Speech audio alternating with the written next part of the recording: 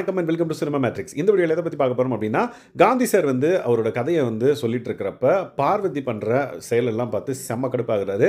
என்ன பண்ணாங்க அப்படின்றத நம்ம டீட்டெயிலாக பார்த்துலாம். அதுக்கு முன்னாடி நம்மளோட சேனலை நீங்கள் சப்ஸ்கிரைப் பண்ணாமீங்கன்னா சப்ஸ்கிரைப் பண்ணி சப்போர்ட் பண்ணுங்கள். ஸோ நான் எஸ் அந்த ஒரு நானை வச்சு தான் வந்து ஆஸ் அ டேரக்டர் ஒரு கதையை எப்படி சொல்லுவாரோ அவர் வந்து அவரோட ஸ்டைலில் அந்த கதையை ஆரம்பிக்கிறாரு. ஃபஸ்ட்டு யாருக்குமே வந்து எல்லாருக்குமே ஈவன் நம்ம பார்க்குறவங்களுக்கும் சரி அவர் வந்து என்ன சொல்ல வராரு அப்படின்ற மாதிரி இருந்தது. பட் அந்த ஃபுல் ஸ்டோரியை கேட்டப்போ தான் தெரிஞ்சது அந்த நானுக்கான வேல்யூ என்ன அப்படின்றது வந்து எனக்கு புரிஞ்சுது. ஸோ அந்த பர்டிகுலர் விஷயம் வந்து அவங்க சொல்லிட்டு இருக்காங்க. அவர் வந்து அவரோட கதையை ஸ்டார்ட் பண்ணவே இல்லை. அப்போது எல்லாருமே வந்து பார்த்திங்கன்னா முணுமுணுக்கிறாங்க. முக்கியமாக பார்வதி வந்து பார்த்திங்க அப்படின்னா ஏதோ சொல்கிறாங்க, நீங்கள் உங்களை பற்றியே சொல்ல உங்கள் கதையை தான் சொல்லணும் அப்படின்ற மாதிரி அவங்க ஏதோ சொல்லிட்டாங்க போல்.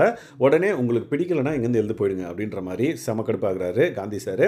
இல்லை சார், இப்போ நீங்கள் உங்கள் கதையை சொல்லணும்ல, ஏதோ சொல்லிட்டு இருக்க மாதிரி இருக்குது அப்படின்ற மாதிரி சொன்ன உடனே, இல்லை உங்களுக்கு பிடிக்கல அப்படின்னா நீங்கள் எழுந்து போயிடுங்க அப்படின்ற மாதிரி சொல்கிறாங்க. உடனே அவங்க எழுந்து போகிறாங்க. ஆனால் கதை வந்து லாக் ஆகிருக்கு. ஏன்னா கலையரசன் வந்து ஒருத்தர் பேசிகிட்டு இருக்காங்க அப்படின்னா எழுந்து போகக்கூடாது. பட் கலையரசன் வந்து எழுந்து போகிறாரு. அதுக்கு என்ன ரீசன் அப்படின்றது தெரியல. மேபி அவருக்கு வந்து அர்ஜென்ட்டாக லைக் பாத்ரூம் போகணுன்னு இருந்ததா என்னன்னு தெரியல. அவர் வந்து போன உடனே கதை வந்து லாக் ஆகிடுச்சு. பிக் பாஸ் டீம்லேருந்து லாக் பண்ணிட்டாங்க. இப்போ இவங்க வந்து பார்த்தீங்கன்னா, நான் போகிறேன் சார், நான் போயிட்டு ரெஸ்ட் ரூம் போயிட்டு வரேன் அப்படின்ற மாதிரி சொல்கிறாங்க. இல்லை நீங்கள் கொஞ்ச நேரம் பேசுங்க, நான் கொஞ்ச நேரம் கழிச்சு போகிறேன்னா, இல்லை உங்களுக்கு பிடிக்கலாம் எழுந்து போயிடுங்க அப்படின்ற மாதிரி ஓப்பனாக வந்து சொல்லிடுறாங்க. அவங்களும் வந்து ட்ரை பண்ணுறாங்க போகிறதுக்கு. பட் லாக் ஆகிடுச்சு. பிக் பாஸ் டீம் வந்து லாக் பண்ணிட்டாங்க. அவங்களால போக முடியல. மறுபடியும் வந்து உட்காடுறாங்க. அதுக்கப்புறம் கொஞ்ச நேரம் பேசிகிட்டே இருக்காரு. திரும்பவும் கால் மேலே கால் போட்டு காலை ஆட்டிகிட்டே இருக்கவும் இன்னும் வந்து அவர் டென்ஷன் ஆகிட்டார். உங்களுக்கு நீங்கள் பண்ணுற விஷயம்லாம் வந்து சுத்தமாக பிடிக்கல. ஒரு டேரக்டராக நான் வந்து எவ்வளோ சென்சிட்டிவாக இருப்பேன் அப்படின்றது வந்து உங்களுக்கு தெரியல போல். நான் சொல்கிறத கேளுங்க, பிடிக்கலனா போயிடுங்க அப்படின்ற மாதிரி சொல்கிறாங்க. இது என் கால், நான் ஆட்டுறேன் அப்படின்ற மாதிரி அவங்க ஒரு பதில் சொல்லுவாங்க. என்னென்னு பார்த்தீங்கன்னா, நான் கால் மேலே கால் போடக்கூடாதா அப்படின்ற மாதிரி. நீ கால் மேலே கால் போட்டுக்கோமா, ஆனால் வந்து நீ வந்து ஃப்ரண்ட் ரோவில் உட்காந்துட்டு கால் மேலே கால் போட்டு இப்படி ஆட்டிகிட்டே இருந்தேன்னா எனக்கு வந்து டிஸ்டர்ப் ஆகுது, டைவர்ட் ஆகுது, அதனால தான் சொல்கிறேன் அப்படின்னோடனே அவங்க வந்து புரிஞ்சுக்கிறாங்க.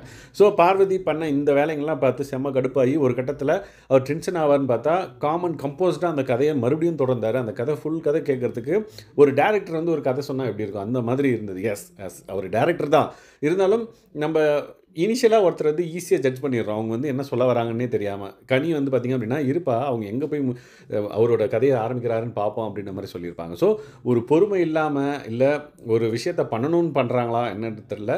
பார்வதி பண்ண இந்த பர்டிகுலர் விஷயத்தை பற்றி நீங்கள் என்ன நினைக்கிறீங்க அப்படின்றத மறக்காம இந்த வீடியோவில் கமெண்ட் பண்ணுங்கள். ஸோ இந்த மாதிரியான பிக் பாஸ் நிகழ்வுகளை நீங்கள் தெரிஞ்சுக்கணும் அப்படின்னா நம்மளோட சேனலை சப்ஸ்கிரைப் பண்ணாதீங்கன்னா சப்ஸ்கிரைப் பண்ணி சப்போர்ட் பண்ணுங்கள். தேங்க்ஸ் கைஸ், பாய்.